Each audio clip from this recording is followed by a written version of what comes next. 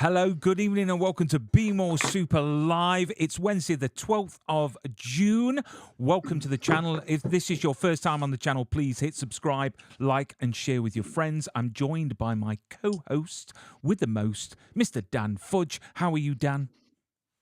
Yeah, I'm all right, mate. I'm all right. Long old day. I did one of those. I've got to an age now where I'm just like, I'll be sat watching the TV and then I'll just fall asleep like I've got narcolepsy, and then wake up like 90 minutes later and go, I don't know what day it is, and then not go to bed till 1 a.m. Rinse and repeat. You know what I mean? That sounds fantastic. I've got to say, Monday I went to the dentist, Dan, and I must Yep. have had what's that film? Little Shop of Horrors.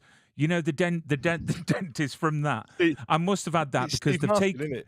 Yeah, Steve Martin. They've taken a tooth out, and honest to God, they made good work of my gum. So I'm in slight pain at the moment, and all dosed up on every drug possible that I can to get this pain away. But what a guest we've got this week! So if you're a viewer of the channel, you'll know a couple of weeks ago we had the absolutely wonderful Lisa Chandler from Billy the Kid, which is one of my all-time favorite shows. And this week's guest, we've got, you've seen him in The Boys, K-19 Widowmaker, Trader as well, which is a great film, which had the star Kimberly on the show a while ago. So let's introduce this week's guest. And we can hear him, you see. We can hear him going woo in the background. It's the wonderful Shaun Benson. Welcome to the show, Shaun. Thanks, gentlemen. Thanks for having me. And I didn't realize I wasn't on camera there. So I'm glad that I was like your hype guy in the back of a 2004 rap track. Do you know what? We have had Big it fan. all. We have had it all. When the guest is not on camera, the stuff that they've done off camera, it's hilarious. So you are the best by far so far. But no, I've got to say, Trader, Bob the Broker. What a great movie. Dan, I haven't told you about this movie. Absolutely superb indie movie. It's gripping from the start to the finish. So if anyone needs to watch a film out there and they're stuck for a choice, Trader is the way to go. I tell you I what, love that Sean. you're bringing that movie up. It's a brilliant performance from K-Sue. Okay, do me a favor, Amazing. Sean. I want you to sell it to me personally, because last week you made me watch a movie called Velocipasta. We had a great guest star and he was in it, and I thought, I'll give it a go, and it looked like a year 8 stage production through the entire movie. I mean, it was meant to be camp. It was along the veins of like Airplane and Police Squad and stuff like that. But if you had to sell this movie to me, give me the headlines, give me the bits, give me the gumph, give me the treatment. The best performance of an early 70s leading, but that's actually a 2024 woman on screen the whole time. Old school meets new school. It's divine. Honestly, and It's the on the list. performance in it is fantastic. To say it's one person on the screen from the start to the finish, it is gripping, and the way that she performs in that movie is just incredible. It really, really is. But you know what? We're not here to talk about Trader. We're here to talk about you, Shaun.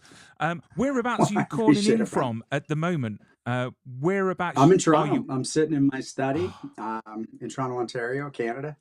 And I just got back from jiu-jitsu class, so I think I'm a little bit ground up from playing.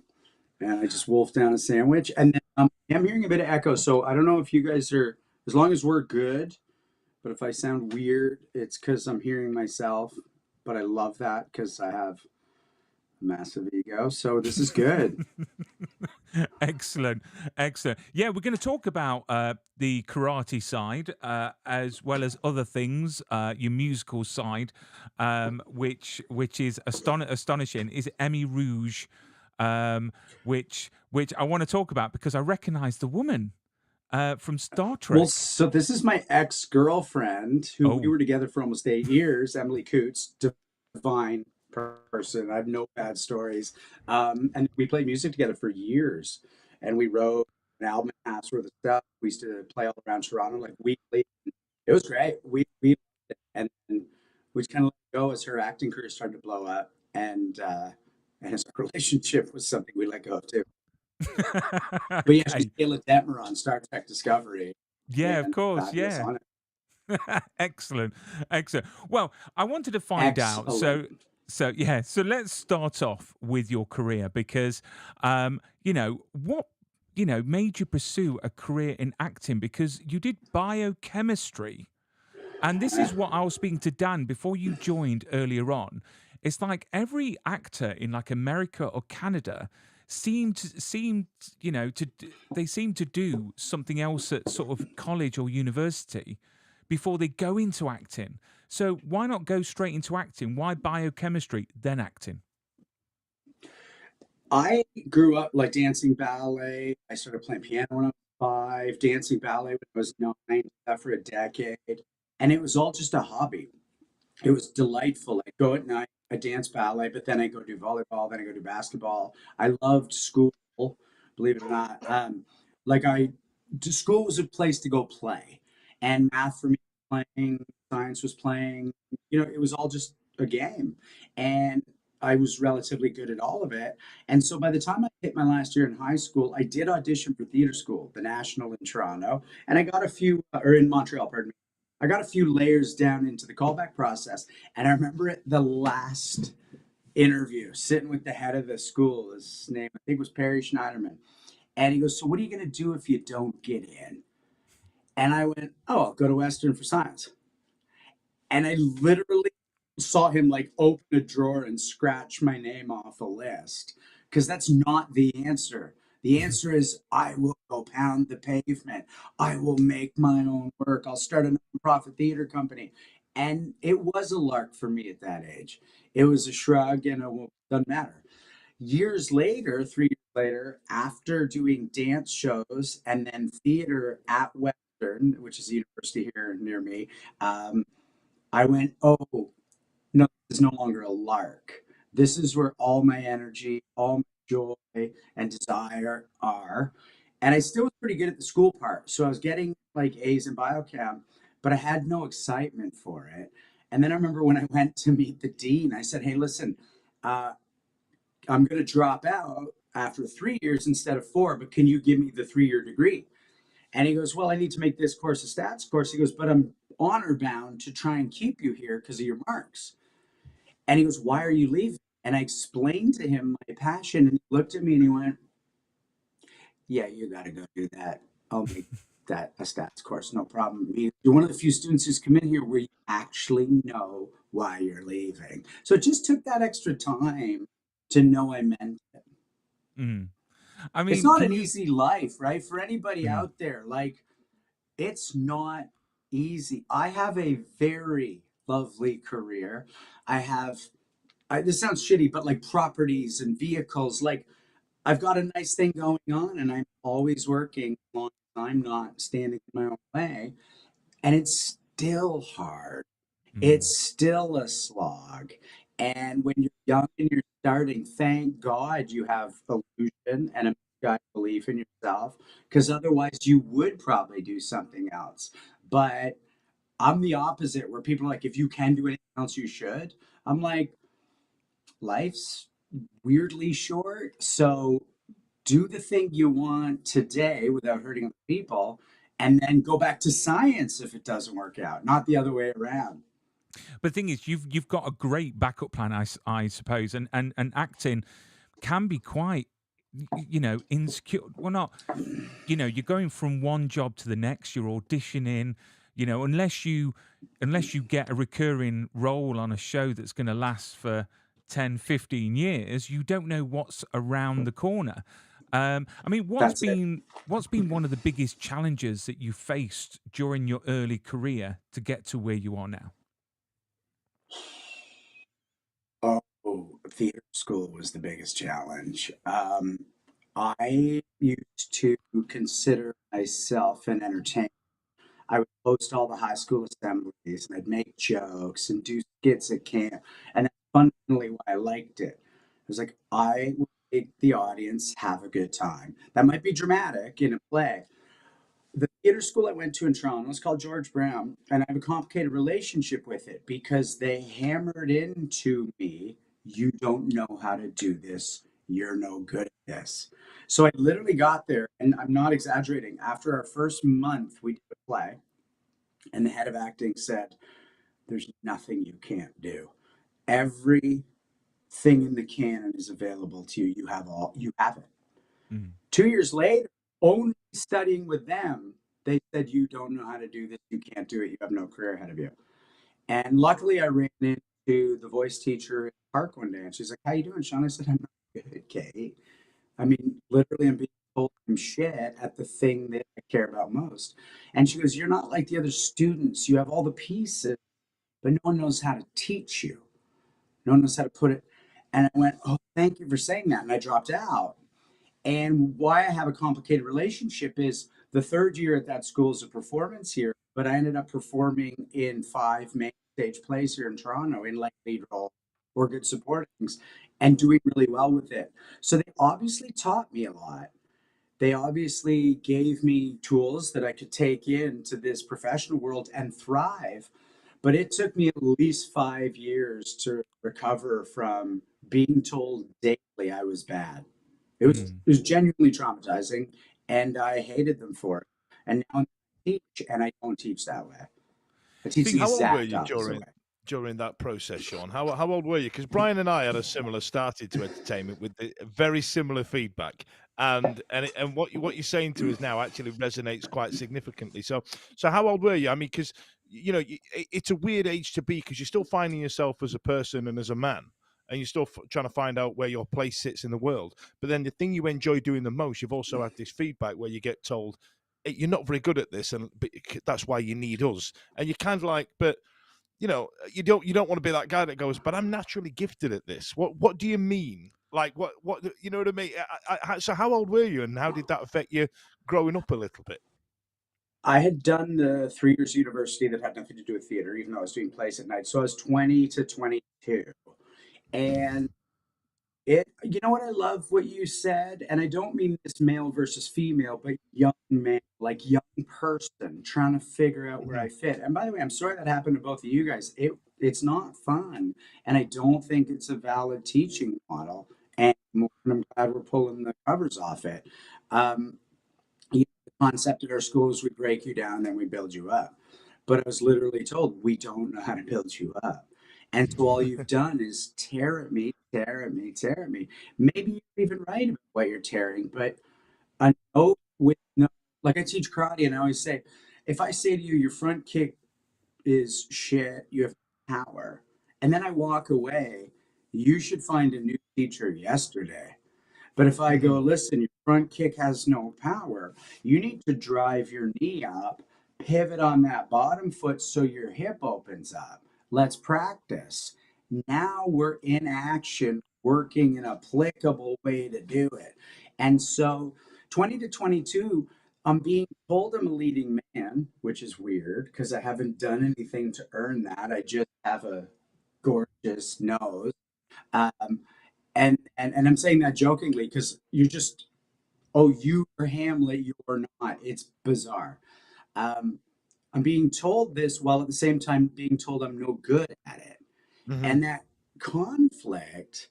And then I don't know how it was for you guys, but every once in a while you'll have like a really good exercise, and then other students will even watch and go, "What are you doing that's working?" And I'm like, I don't know. I don't know Oh my god, anything yet.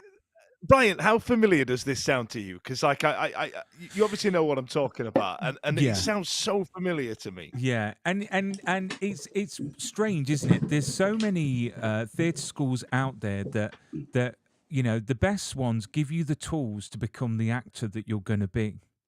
They don't tell you how to be the actor. They just teach you how to get there, and you become. I mean, I've got a lot of friends that went to RADA, and they didn't actually like it because at RADA, they sort of tell you how to be, Mhm. and they don't give you the tools.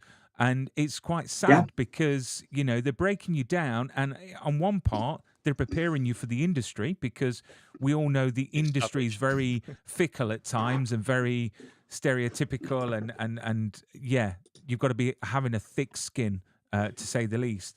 But it's quite sad. I mean, do you know anyone else that's had the same experience from the theatre school that you went to? Are Oh, they known for that?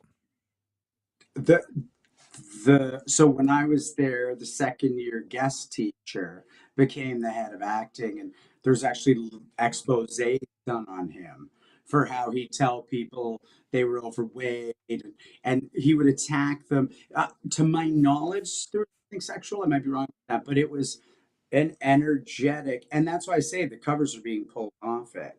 Um, sometimes I'll teach Meisner, which I learned later in Los Angeles, and I've actually had one particular student who went to the National, which is that old school, you suck, you need us to make you better vibe that I went through.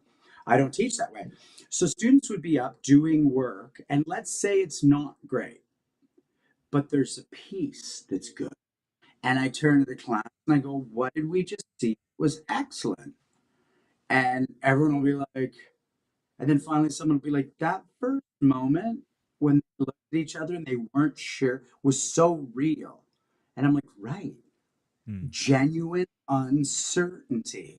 When do you see that on stage of a play that's been rehearsed for a month? And that was beautiful. They didn't take for granted that they knew each other. And so what we're doing is we're taking, yeah, this isn't good yet, but let's expand what is good, and their motor stays intact. And eventually, when the tools apply to a broad sense of how to do a scene, they won't have been diminished. They'll just have been grown. And I had this one student pull me aside drunk and be like, I fucking hated you. I was like, this guy's bullshit. He's just positive so that everyone feels good and keeps joining his class. And she goes, and then I realized you're meeting people where they are and building from there. And that's all I ever want to do. Diminishing people when you have no idea what they're capable of. If anybody's a good actor or not, it just has to do with the role. Look at the woman who did Florida Projects. She hasn't lit it up to my knowledge since, but that's as good a performance as I've ever seen. And I couldn't do that performance. So for that project, she's a way better actor than me. So this idea of finding a middle where we're all neutral and boring, and then maybe we yell a bit or cry a bit. I'm not here for it. I want your motor, your juice. I mean, I don't want it's to bring quite mine. it's quite refreshing to hear that obviously you've had that bad experience and now you're going into the role of a teacher. So, it's a bit like anything, like you learn from you learn in parenting how to be a parent from your parents and the good and the bad, and it's the same from in workplaces with managers. So obviously you've gone into teaching now, not taking the negativity and the way that was done to you.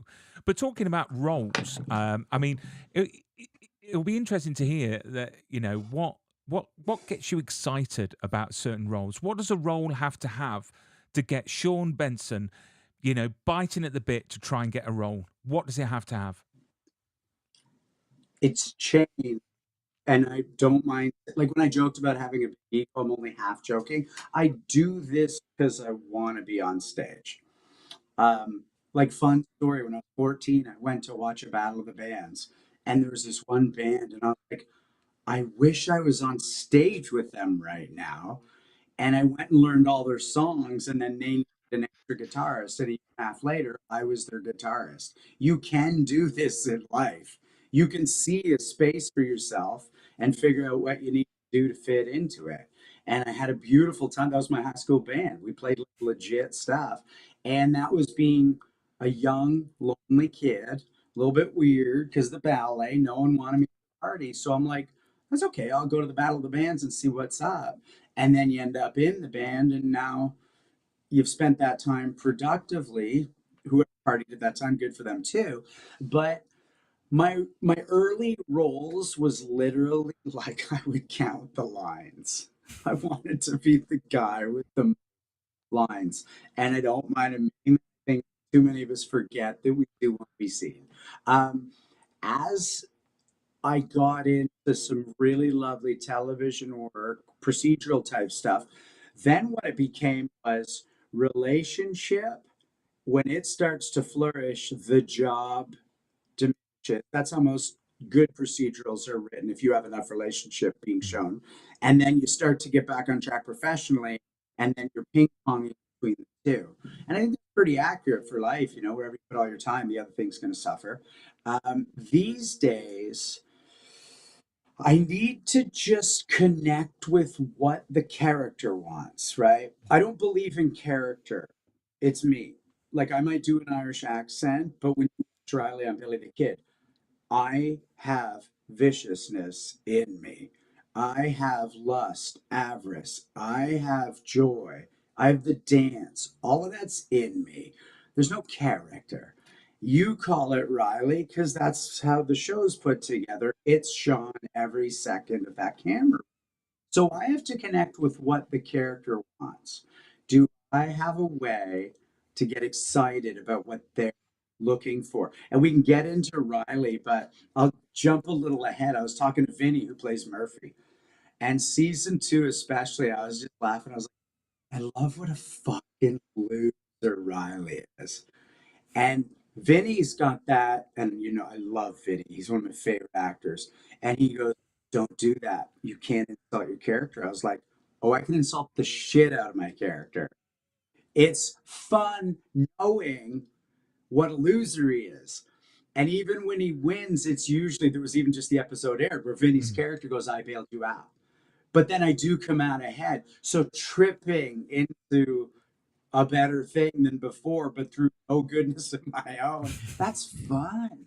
So part Yeah. 2 is that I've come back to be an entertainer, and all I care about is throwing in a bit of the dance or a bit of the clown. And uh, yeah, it's been a bit of my secret sauce for the last 2 years, which is play the truth, but add the dance.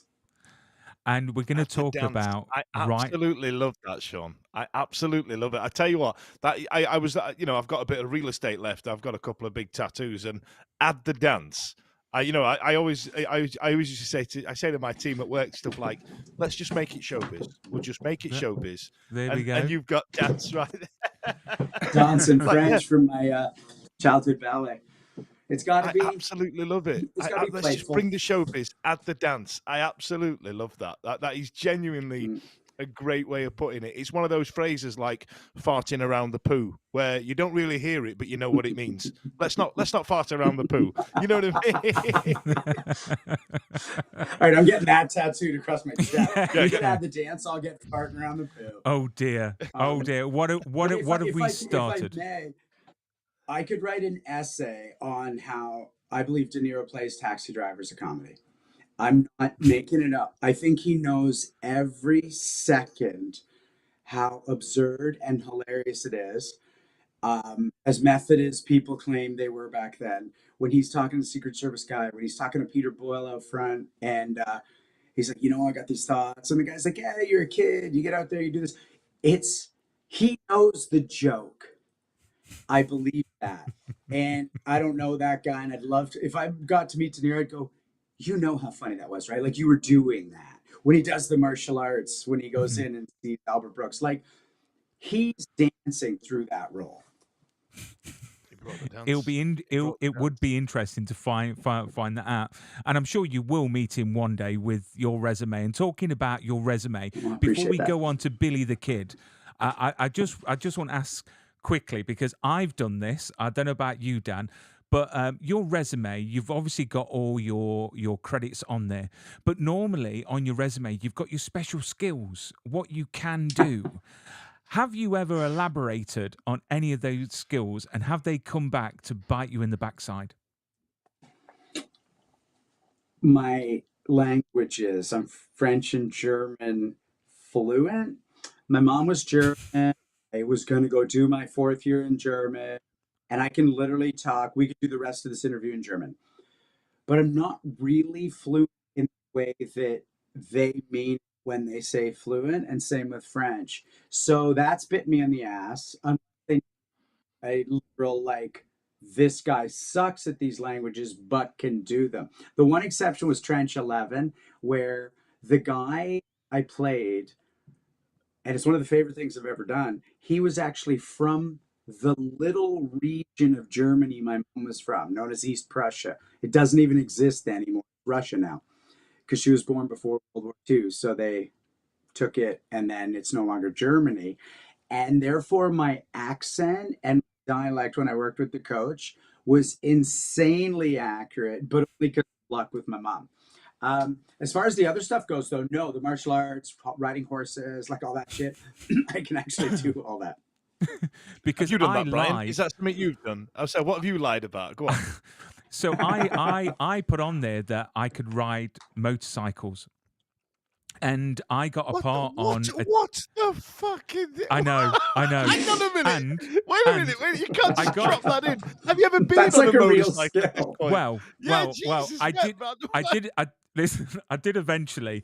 I was on a show called Peak Practice in the UK, and it was a big show. And basically, my role, I had to spray paint the main character's car, and then she'd have to approach me, and I had to say a few lines, and I had to ride off on a motocross bike. We got to set. I didn't have a clue. I had to smoke. I didn't smoke, but I said that I smoked. So there's me smoking a cigarette. Mate, I pulled it out the bag, though. I managed to figure it out because the person that I was acting alongside knew how to, and he was just telling me under his breath what I had to do so I didn't look stupid. And literally, I pooped myself, honestly. I've never been on a motorbike You're since. talking with smoking now. Yeah. You talking motorbike? I tell you what. Yeah, let me tell you what I did. So I did it twice, and it's weird, Shaun, that you mentioned the language stuff because I wrote that I could speak basic French on a CV, and then started working in a European holiday camp, and je ne pas de cahier was the majority of the French I knew. Which, if you don't know French, is I don't have my textbook. Although I did pick up the phrase "mon petit chou-fleur," which is my little cauliflower, which I really enjoy saying to people. But then there was one where I'm going back about 14 years now. And I first saw Rock of Ages, and all I ever wanted to do as soon as I saw that show was be Stacey Jacks. And Brian knows me; that is a role well in my wheelhouse to be Stacey Jacks. However, trying to sing "I Want to Know What Love Is" well out of my wheelhouse. So that I had to lip sync it while one of the guys in the back sang it because they went, Dan, you do this bit really well. It was like some low key production that we did, and I had to lip sync to all the Stacey Jacks songs just because I could do the thrusting well. I did a cold case, and I played a cowboy singer, and it's one of the best roles I've ever done to this day. It was just a beautiful one app, and it was one of these. If you remember cold case, there would be a case of someone who died years before, and that was me. And I sang, and they were like, "Oh my God, thank God, we got a guy who can sing. It's perfect." And I go into the studio and I sing like this is perfect. And then the show comes out, and it's me going, "Well, why don't I get a little lady up here to sing with me?" And then she comes up, and it's like, and they dubbed me with some other character. Oh no! And the only clip of that show online is the singing. There's no great scene where, yeah, it's that bit. It's and at the end they're like, yeah, it was just a tone thing. We wanted a different tone, and I'm not the best singer, but I'm not the worst. To this day, I've got a little bit of anger at it. Damn, well, post production. Yeah, I can't do 80s rock. Listen, Shaun, we're going to try and sell some people some things just to let you know your mic's still hot. So I still want the hype guy in the background while we're trying to sell some stuff. So we're going to be about 30 seconds. 30 seconds. Here we go.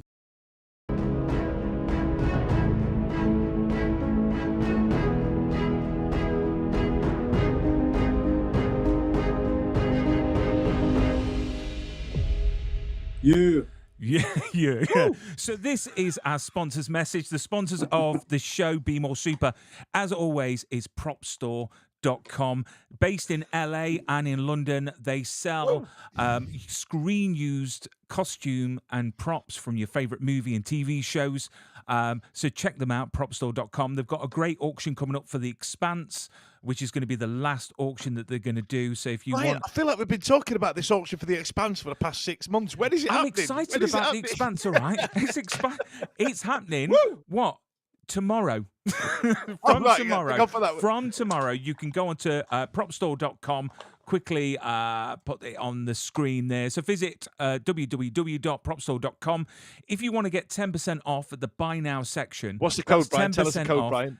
What's the code is so very, Brian's very easy tell to us, remember. Brian's telling us we're going to get 10% off. Brian, what are you going to tell us? What's the code, Brian? It's Brian 10. Simple to remember. Come on, Shaun. I need some hype. Give me some hype in the background. Come on. Yeah. So Brian 10 at the Buy Now section will get you 10% off any from anything in the Buy Now section. So if you want a prop sword from Gladiator or I don't know. I don't know if there's anything on there from Billy the Kid, but do you know what? Visit the site. You never know. That'd be nice. Yeah, it would be, wouldn't it? Propstore.com to get your 10% off. So let's go back to Shaun, and we're going to talk Shaun, about... He does that advert every week. The two of us trying to put him off. He's such a consummate professional, isn't he? It's impressive. You try and put me off, and all I'm thinking is our sponsors have probably sat there going, dear God, why have we given this company any money? Right, so we're going to talk about Billy the Kid. Billy the Kid, literally one of my favourite shows. I was late to the party, I've got to say. Most people were. Yeah, but do you know what? I arrived and I loved every second of it. And we had Lisa Chandler on the show a couple of weeks ago, who was absolutely adorable. I want her back She's on phenomenal. the show again, and she is absolutely phenomenal. Her work in stunts as well is just incredible. So if you could tell the viewers, everyone that may not have seen the show yet, a bit about the show and whom you portray. Oh, I'd love to. I'm so glad you like this. This took a sec for a lot of people to find. And in our modern day streaming idiom, it's you sometimes miss a show because there's a lot, and B, like it was on Epics in the States, didn't drop in Canada at the same time, then was on Paramount Plus later. Now it's on MGM Plus. So I don't love the new streaming world. I don't think we've landed on it yet. So it does take people time to find shows that aren't Netflix recommended for you. And that's life. But I'm really glad you found it. So Billy the Kid starts season 1, which is achingly beautiful, with the origin story of young Billy the Kid coming and finding his way throughout the first 8 eps to Lincoln County. Now, if you know anything about Billy the Kid, including the brilliant Young Guns, that Lincoln County, where the Lincoln County Wars and all of the mythology that you probably know about Billy the Kid takes place. So me and this group of guys called the House were basically Irish gangsters who came over. Some fought in the Civil War, and then we just set up in Lincoln County and we run things. Now, if you don't know, Tom Blythe of Hunger Games prequel, who was so freaking good in that. I don't know if you've seen this, but do you know what? I watched it last night for the first time, and I'm not normally into Hunger Games, and I really enjoyed that. I really enjoyed it. It's my favorite. I do like the movies. I never read the books, and I went in begrudgingly 12 years ago or whatever, and then I was like, oh, these are good. I think a couple people thought 2 should be blended, and I maybe don't disagree, but who cares? Once I'm in a world I like, I don't care if it drags out a bit, because you're not going to be in that world again forever or another movie 5 years later. So I feel that way with like long Scorsese or Tarantino. Like, okay, they drag for a sec, but you're not getting one for a while. And something about their mastery set include this. So in any case, then the prequel with Tom, which is the Coriolanus Snow origin story, I just phoned him after. I was like, dude, this is, again, I keep going back, like this is a 1970 indie, trusting, quiet performance in a way that people aren't doing anymore. Everything's Marvel with a wink, or there's a lot of like pseudo indie drama that's trying to be Marriage Story but isn't quite there yet. So it's really nice to see something right down that beautiful, trusting, well-acted middle. So he's our Billy the Kid. And so then as we jump into season 2, we're in the heated, shit's about to go off. All the different factions are in a little town, and it's boiling and the lid's about to go off. So that's where we're at. I mean, I play Johnny Riley. Yeah. Okay. No, I was going to say that I watched the last 4 episodes a couple of weeks ago because MGM actually gave me early access. and I was Amazing. like a kid at Christmas. I even watched him for Lisa. You play John Riley, who I've got to say is a piece of work. It's a piece of work. It's a piece of work, and we see you with Chad Rook, who's been on the show, Yep. on this show, Chad's lovely a guy, delight. which you're not very nice to. I don't want to Nope. spoil it for anyone, because That's I come think that out. That has it one's come out? come out. Yeah, so you shoot him. Do you have those 4 eps, or do you have 4 after that? No, I've watched the whole season 2 now. You So watched the all whole thing. 8 of Yeah, season 2. yeah, Got it. all Yeah. eight, all 8. No, Yeah, not nice well, to Chad. Episode 1 of season 2. 2. Yeah, and I was like, oh, bless him. He starts off season 2 and he's gone. But yeah, and he's a bit of a coward. I've got to say. I think he's a bit of a weasel. I mean, what is it, about the character that drew you to him? Because he's a real life character. So does that put you off, or does that make you more excited about actually portraying a real life person? And how much pressure does that have on you as an actor? Great question. For Johnny Riley, there's very little historical. He's real. We know he lived beyond the Lincoln Wars, but so did Chad's character. So they're playing loose with reality. Mm. So I, to be honest, felt no pressure. And also, if you think like doing the accent, my dad's Irish. I've spent a lot of time in Ireland. Um, my homework led me to realize that he had come over to America 20, 25 years before. And then we don't have tape of the American vernacular at that time, or dialect. So it's a made up accent. So I went full Brad Pitt in Snatch route, where Yes. if you don't know the story, was he was fucked. Like I don't know how to do this. And he got drunk and roamed the streets of London and made up his Snatch accent. And it's the best thing in the movie. And so I just said, Shaun, you do have a decent Irish, but you don't need to be homey about it. Relieve yourself. Now, let's get into this. I don't want to make this too long, but I had just been sitting with a friend in Los Angeles, an insanely talented woman named Jess Salguero, who you should get on the show. She's one of the leads on Fraser right now.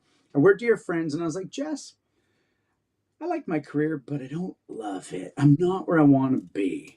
And this is an important part of the chat. You know, you can have a good career, but still want more, even at my age. And I said, I'm going to say no for 1 year to anything that isn't moving the needle in the right direction. I'd rather be a therapist or a fucking bricklayer at age 50 before I diminish into roles that aren't exciting to me. I don't need to be an actor this badly. And by the way, I want to be really clear, like COVID had ended and I was shooting back to back. I just didn't love the roles. I didn't connect with the what does my guy need in a way that made me feel like I was doing much more than serviceable work to something that didn't matter if I was there or not. She said, good for you. Literally, they called and said, you're not going to get the part of Murphy, but we're really excited for you for Riley, because I'd auditioned for Murphy. Now, for those of you who are listening who aren't actors, something called an option means that you're held for subsequent seasons. So an option means they have plans for you. And my character at the time was an option, Riley. And so I was like, you know what? Riley's a henchman. I don't want to do it. And it took a lot for me to say that. And they're like, no, no, no, better than you think. And I was like, nope, I don't want to do it. I've made a commitment. And my agent's really supportive. He's like, good for you. And then he calls back and he's like, they say it's a better role than you think. And sent the scenes, every scene. And I looked, and there's the scene in season 1 with the wife. There's the scene where I'm directing the guys a bit. So it's still feeling a bit henchman, a bit a side guy, but at least it's got some. So I say, okay, I'll at least audition. And then I audition, and the option for season 2. Now, again, to people listening, you don't always want an option if it's not a healthy option, because other work won't hire you because that show owns you. So they came in with like, we'll guarantee you 2 up season 2. And I was just like, I just can't, because we don't even know if there'll be a season 2, but I'll be held. and the pot of gold at the end of the rainbow isn't enough. And I'm just being really plain about it. And then they finally said, no, no, no, we really planned for Riley. But just so you guys know, I've been told so many times during my career, I know this is a small part, but it's going to become a bigger one. And then either the show doesn't do another season, or they go, we do another storyline we're focusing. And I end up feeling a little shortchanged. This is the exact opposite. Yeah. Ep 1 of season 2 with Dolan, I went, oh, they got plans for Riley. And throughout the 8 episodes, Riley is, at the very least, and there's no real spoilers here, trying to ascend. And so now I'm just like, when I read those scripts, I was like, oh my God, it's beautiful.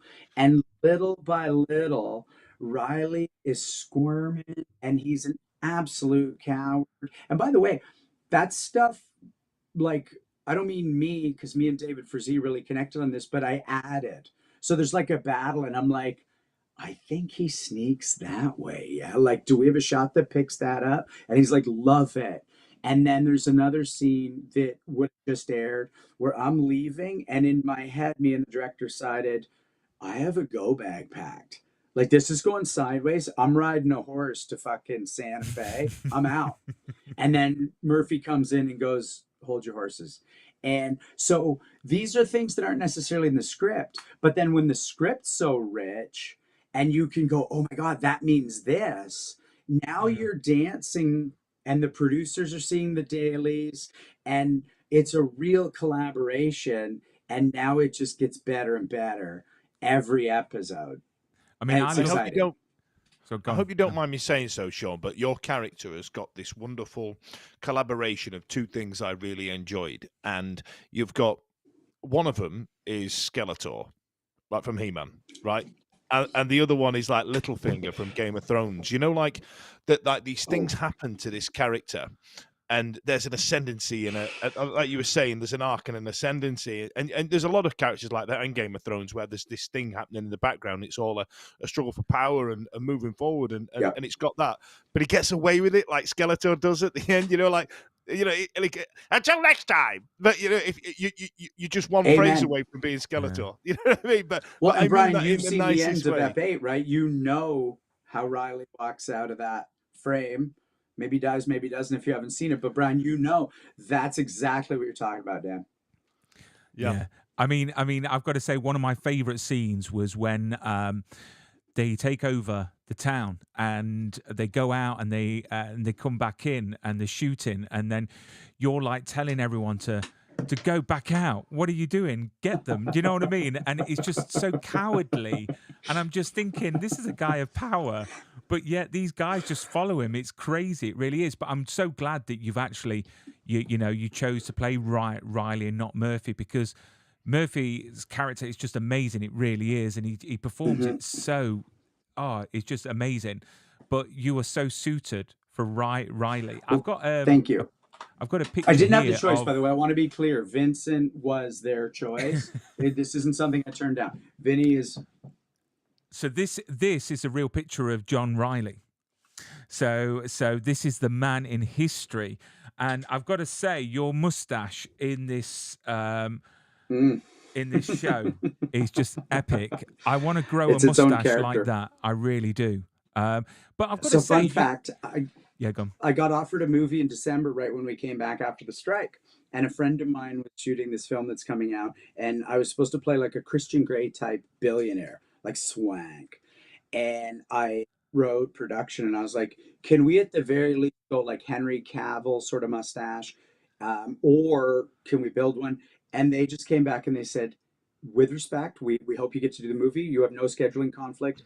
But absolutely not. The Riley mustache is like, it's a given, it's canon, we don't change it. And I said, I appreciate that. And we ended up playing the billionaire with that mustache. And I just went, fuck it, a billionaire gets to have whatever mustache he wants. I'd have a mustache. If I was a billionaire, I'd be Johnny honest, Mustache. Definitely. White linen. Yeah, exactly. But, being on set, must have been incredible, because what we see on screen, I think, is incredible on the way that they do it. And this is what shocks me when you mentioned earlier on the fact that, we've only just discovered this show, and there's so many shows out there, and it's very diluted with all these shows on all these streaming platforms.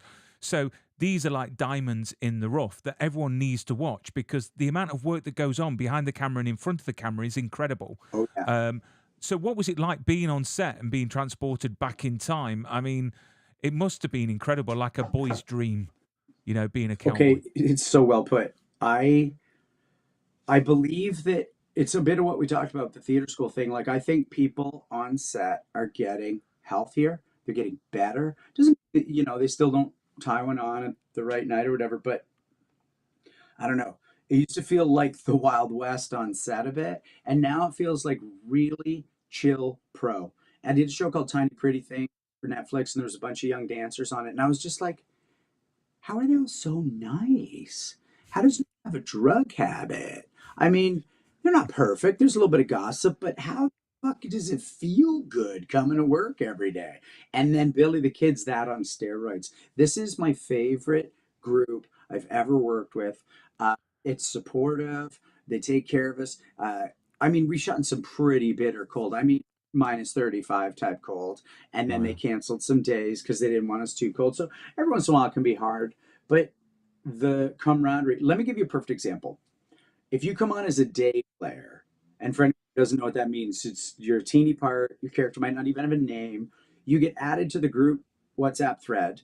And like one weekend, people were going to the Calgary Stampede, and the day player's like, well, I wouldn't mind joining, but I don't know where to stay. Mm. And Tom, movie star Blythe, is like, oh, I have extra room.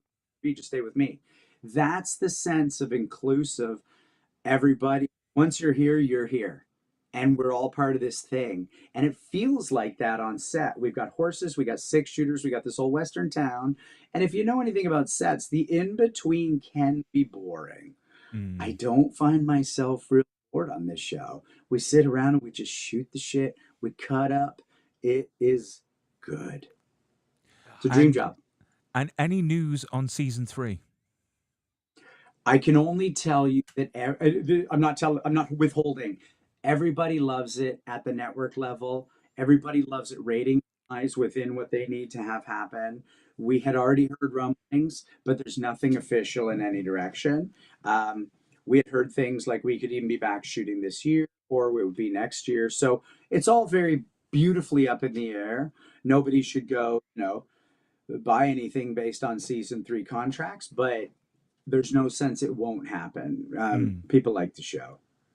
I mean, it's just frustrating when you get so invested in a show and you love the characters, and the way it ends. Obviously, it's open for a season 3, which Uh-huh. I'm so pleased about.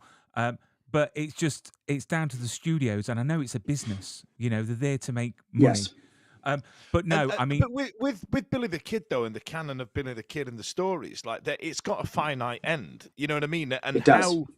how you guys put that on screen is really intriguing to me, because there's a bit of artistic element to it, artistic Yep. interpretation, of, because of the lack of record that's there. But I would genuinely love to see how you guys would do that story. I like it. It intrigues me. I mm, mean, I'm making this up through conversations. Nobody's told me this extent. Season one, Origin, get to Lincoln. Season two, Lincoln War. Season three, Cat and Mouse, Pat and Billy. I mean, that's the mm, mythology. And then when you have someone as talented as Michael Hurst, who created Vikings, who's writing these episodes for us, and he can play a bit loose, you can really elevate that. So again, I don't have some deep insider on that, but that's just the vibe of where the story would go. And I mean, there's so many exciting things. Like when you talk about Lisa, like her character went on to become like a baller, like the cattle queen of the fucking yeah. new world. And there's some real, we even joke, we're like, that's the spin-off. And then I Yeah. joke that my spin-off is a multi-cam comedy called That's So Riley. Brilliant. And every time my wife gets a little feisty, I cock and I go, really? And everyone goes, ha ha ha. And then she goes, no, Johnny, I agree with you. It's like dark, That'd be but awesome. you know, That would be That awesome. would be Yeah. awesome. But you know what? I've been trying to get Tom on the show because Tom Uh, actually, I mentioned it to Lisa. Tom actually grew up my road, literally oh, up did Did my he? he? street in Nottingham. Yeah, and he went Oh, to Television House Central Workshop in Nottingham as well, yep. which I've been to, and I was like, oh, you're a local boy. Do you know what I mean? And Yeah. trying to get him on. But do you He's know? trying to get us some extra work, Sean. That's what he's trying to do. We're No, going I to love communicate it. I love layers. it. We'll see you on set, gents. Yeah, Let me yeah. tell you yeah. about We Tom. want we The want to thing be in about the him, WhatsApp. yeah, I love it. I've never seen anybody as unchanged. Like when the Mm, show started, I believe he had like 2,000 Instagram followers, and then because of Hunger Games, he's got over 1 million now. That's we're stopped on the street and we out. He's just unaffected. It's not even fake unaffected. Like he likes it. He's growing his career, but it's so nice to see. I mean, even me when I got my first TV series, I was a lead. I was number 1 in the call sheet, and I didn't quite know how to handle it with that much grace. Um, there was a version of what I thought I should be as a lead, like we talked about that. What mm, what is a lead in man? And by the way, all my theater school friends were now deferring to me, like Shaun knows something, but I didn't. It was just kind of luck and a good agent and like commitment to mm, trying to get this part, but it's pretty random. Going back to the me and Murphy thing, like casting's just if you're an actor out there, you just put your thing out and then you have to surrender. Casting is just them taking a box of crayons and going, not brown today, let's go with the sepia or the taupe if you've got the big box. And you're so close and you're like, I could be. And it's like, no, we got it over here. But we like you. And over time, you hope that the liking matches. But if you're second choice, in 100 golf tournaments, you're actually the number 1 ranked golfer in the world and you're rich as shit. But if you're second choice for every acting part you audition for, you never get a role in your life. There's mm, no second place in acting. mm. And it can be very hard to stay with the game that way. And especially when we were younger and people are like, you must know something, I would make up things. And that's where a little bit of the ego came, where it's like, yeah, I don't actually know. It was random. Well, after I sent my audition, and that's one thing that Tom seems to understand is that what a lovely stroke of fortune, and I'm gonna ride this wave. I mean, it's really refreshing to hear that fame hasn't gone to his head. I mean, we've had Joseph. I've had Joseph Morgan on the show like 3 times, and he's got a combined following of like 20 odd million, and he's the most grounded, down to earth Mm. guy that you can speak to. It's really lovely. It really is. But you know what? I'm looking at the time. It's running away with us. I want us to quickly talk about Punch, Kick, Choke, and Chat, Oh which yeah. is your YouTube channel. I'm into martial arts. My dad was a Oh, karate you are. teacher. He used to make me run up and down the street barefoot, and I grew up with him chopping breeze blocks with his fists. He's sadly not with us anymore, but I've got his karate suit and everything like that, and some great memories of the 1 inch punch, which he got his mates to do on me when I was a kid with some yellow Mm-hmm. pages, and it broke the yellow pages in half. So yeah, so talk to us about Punch, Kick, Choke, and Chat. A bit about it. Well, I will, but I'm sorry your dad passed. And also, do you know what style of karate he did? Do you still do it? It was Kyokushinkai. Yeah, It was Kyokushin's great. he was in the army. He was in the paras in the army. He was a I didn't know paratrooper. this, Sean. I didn't know any of And this, Sean. This is no, all new honestly, I was information to me. chatting. I'm I was absolutely like, what the fuck are you talking about? I This is was amazing. I was chatting to a woman called Diana Lee Inosanto, who's Bruce Lee's goddaughter, and her dad he's massive in martial arts. Yep. I forgot his first name now, and yeah, I was chatting about that, but being brought up on karate. See, my upbringing was Jackie Chan movies, and Mm-hmm. but the proper ones, like Police Story and Meals on Wheels and Best of the Best with Eric Roberts, who I've had on the show as well. Which Eric Roberts to me is a ledge. So yeah, karate for me has always been at my heart. But this YouTube channel is all about karate. So if you could tell us a Well, bit about so it. I'm going to tie this to acting and then pivot. whether I'm teaching or on set or anybody's talking to me about this, I just go, listen, in my estimation, you need something other than acting that you love so much more than acting. And this acting thing's just a way to facilitate it, plus enjoy. Like anybody I know who's like, all I care about is acting, you're gonna flounder, you're never gonna be doing it all the time. So what do you do? Like if I have a successful year, including financially, I still might only shoot 50 days, right? That's flow. You do practice for 10 days, even a Billy Kid, right? Some of those eps I can be in 3 days, 8 eps, 24 days. Great job, great contract, other things. That means 1 out of 7 days on average I'm working. I better have something I like doing those other 6, or I'm going to get real depressed, or as I did in my 20s, get the drugs and booze real fast. And so for me, I started taking karate when I was 18. I walked in at Western, and I've done ballet for years. And I remember going, I wouldn't mind doing something. And I want to be real clear for everyone out there who's in the YouTube generation. Pre YouTube, there was no such thing as mixed dojo. There was no thing as uh, there was UFC for sure, but it was sort of the dark ages pre-YouTube where it was hard to find. If you didn't have a buddy who worked at like a video store like I did and can't use secret tapes of UFC 4, it was really hard to watch. And so every martial art had a mysticism around. And I went and I looked at some different clubs and I walked into my club and I was like, oh, I'm doing this for life. And I have ever since. I still have the same teacher. And then we're a pretty hard fighting club. But I swear, in one physical way, karate saved my life so many times, up to and including late nights on drugs, bringing myself down through breath work from possible OD. It got dark for me with the drugs. Mm. And now, I mean, so I added jujitsu about 8, 9 years ago. So I do both of those. I run a karate club, do jujitsu, student, and it's divine. It's all I want to do. Plus act. So I call it shooting season or fighting season. Like a karate tournament this weekend, I got a jits tournament. Um, and then the gig comes up, I just got to put that on the shelf and keep my body fit. It's the best thing in my life, other than relationships. But the thing I do on my own, like if acting goes away, I can still do martial arts. But if martial arts goes away, I'm not from grounded enough to have an acting career. It's because it's so insane and so random. So Punch Kick Choke Chat, my direct karate teacher, his name's Randy Dauphin. He's like a world champ and all that. And he hits me up one day and goes, hey, this COVID, this is an opportunity for us to do Zoom interviews, just like we're doing. Mm. So every Thursday night, we get Old Master champ. We've had UFC champs on like Carlos Newton, and we interview them and we bit of form, but it's about them.